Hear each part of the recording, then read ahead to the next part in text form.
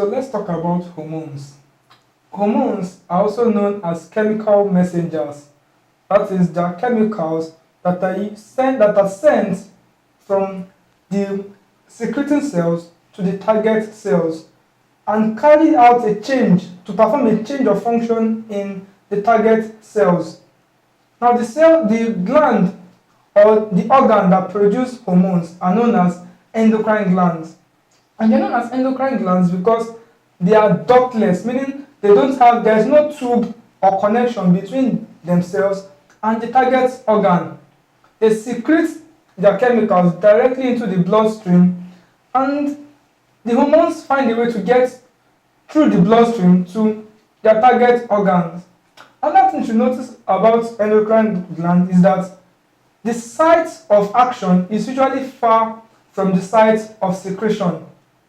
Hormones are very important in the maintenance of the internal environment of living organisms and also do other functions that are essential to the life and development of living organisms.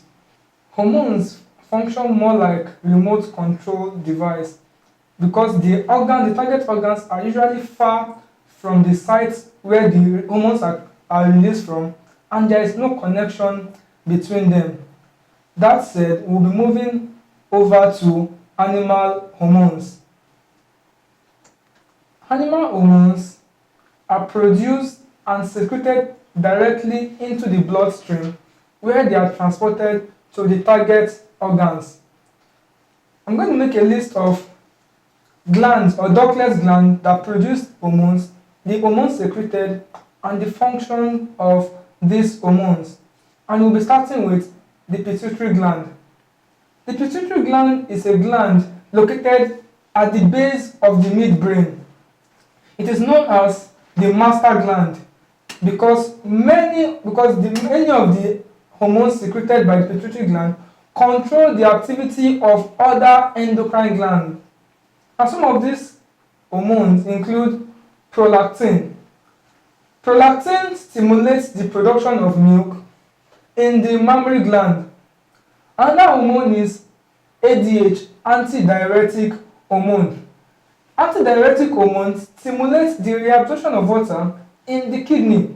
Yet another hormone is oxytocin. Oxytocin controls the flow of milk in the mammary gland. Furthermore, we have an hormone known as somatotropin. Somatotropin is also known as the growth hormone. It promotes development of long bones, which also leads to increase in the height of the organism. Finally, we have the tropic hormones. Now, these are the hormones that control the activity of other hormones, and there are quite a number of tropic hormones.